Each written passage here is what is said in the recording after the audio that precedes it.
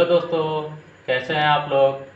पिछले वीडियो में हमने पढ़ा था जीवन अवधि, जनन और जनन के।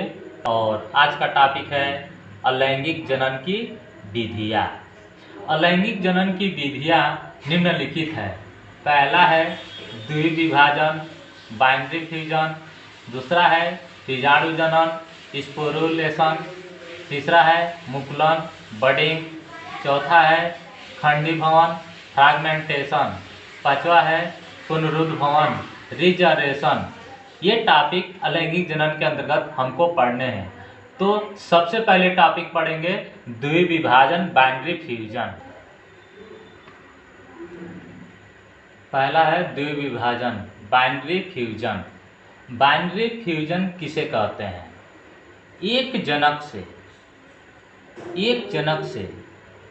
एक जनक बीच से टूटकर दो अलग अलग संतान उत्पन्न करते हैं, उसे द्विविभाजन कहते हैं। यानी कोई जनक है, वो बीच से दो बराबर भागों में क्या होता है, टूट जाता है और टूट करके दो अलग अलग संतान उत्पन्न करता है, उसे ही हम लोग क्या कहते हैं, द्विविभाजन कहते हैं। जैसे क्या हो गया, जैसे कि हम यहाँ पर देख रहे हैं, यह एक अमीबा की आकृति है और अमीबा का यह बाहरी आवरण सेल वॉल है और यह इसके अंदर आनुवांशिक पदार्थ डीएनए है। यह जब अमीबा विभाजित होता है तो बीच से विभाजित होता है। यहाँ पर हम लोग देख रहे हैं, ये सेंटर से क्या हो रहा है, विभाजित हो रहा है, सेंटर से विभाजित हो रहा है।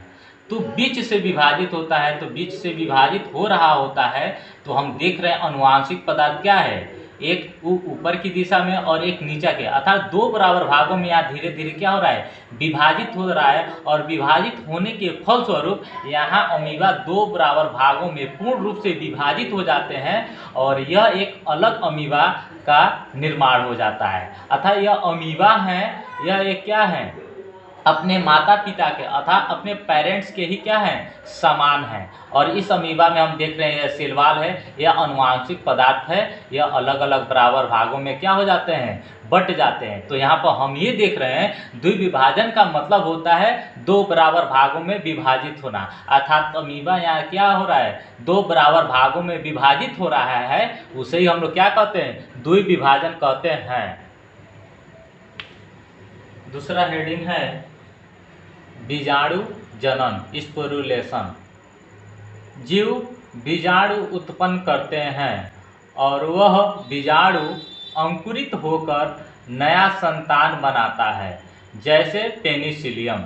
यहाँ पर हम देख रहे हैं, यह पेनिसिलियम का फिगर है, यह उंगली के समान होता है, यह एक उंगली के समान होता है और ऊपर गोल गोल एक संरचना ऐसे बनती रहती है, जिसे हम लोग क्या कहते हैं, कोनिडिया कहते हैं। और यही कोनिडिया बीज के समान होती है और यही बार बार क्या होती है, उंगली के समान ऊपर बढ़ती हुई चलती चली जाती है और इसी गोल जैसी संरचना को कोनिडिया कहते हैं। और कोनिडिया बड़ा होकर के नया संतान उत्पन्न करता है।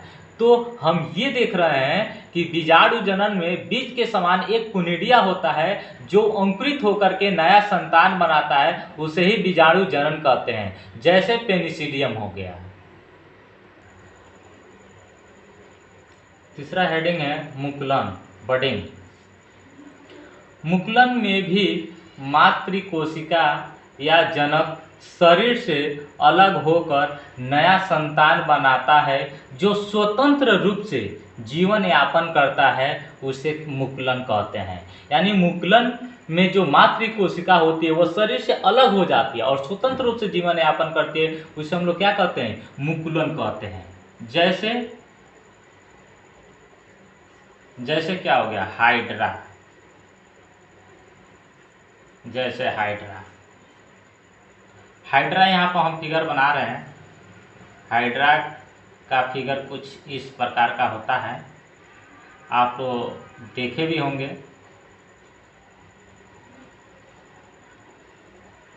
यह हाइड्रा का फिगर है। यदि हाइड्रा के शरीर से, मातृकोशिका से एक छोटा सा क्या निकलता है, एक मुकुल निकलता है, एक छोटा सा मुकुल निकलता है और यह मुकुल क्या होता है, शरीर से बड़ा होकर के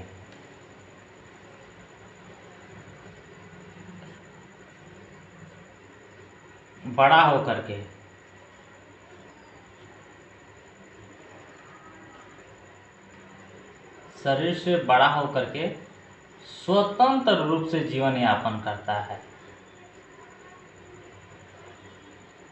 और यह चूंकि जो हाइड्रा है यह अपने माता पिता से यहाँ स्वतंत्र रूप से क्या हो गया है, अलग हो गया है, और यहाँ स्वतंत्र रूप से क्या कर रहा है, अपना जीवन यापन कर रहा है। तो यहाँ पर हम लोग देख रहे हैं जो हाइड्रा है यह मातृ कोशिका से एक बड मुकुल जैसे संरचना निकलता है, और यह संरचना बड़ा होकर के स्वतंत्र रूप से अपना जीवन क्या करता है, यापन करता है। इसे हम लोग क्या कहते हैं, मुकुलन कहते हैं। शरीर से बड़ा होकर के स्वतंत्र रूप से जीवन यापन करता है।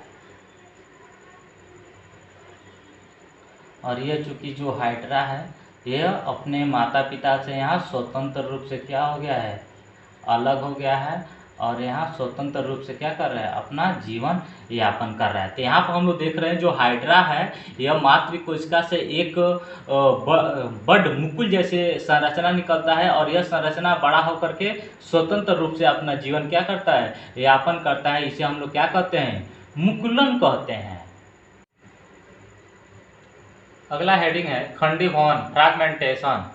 फ्रैगमेंटेशन किसे कहते हैं, खंडों में टूटना ही खंडी भवन कहलाता है। जैसे स्पाइरोगाइरा, यहाँ पर हम लोग देख रहे हैं ये स्पाइरोगाइरा का फिगर है, और स्पाइरोगाइरा यहाँ पर हम देख रहे हैं 3 अलग अलग बराबर भागों में क्या हो गया है, विभाजित हो गया, अर्थात अलग अलग खंडों में क्या हो गया है, टूट गया है, और टूट करके क्या है, नया संतान बना रहा है। इसे ही हम लोग क्या कहते हैं, खंडी भवन कहते हैं। और खंडी भवन का उदाहरण है स्पाइरोगाइरा। अगला हेडिंग है पुनरुद्ध भवन, रीजनरेशन। पुनरुद्ध भवन किसे कहते हैं, पुनरुद्ध भवन जीवों के कटे हुए भाग नए संतान बना देता है, उसे पुनरुद्ध भवन कहते हैं। यानी कोई जीव है उसको हजारों बार करोड़ों बार काट दे, चाकू से काट दे, तो जो कटा हुआ भाग होता है वह नए संतान बना दे, उसे हम लोग क्या कहते हैं, पुनरुद्ध भवन कहते हैं।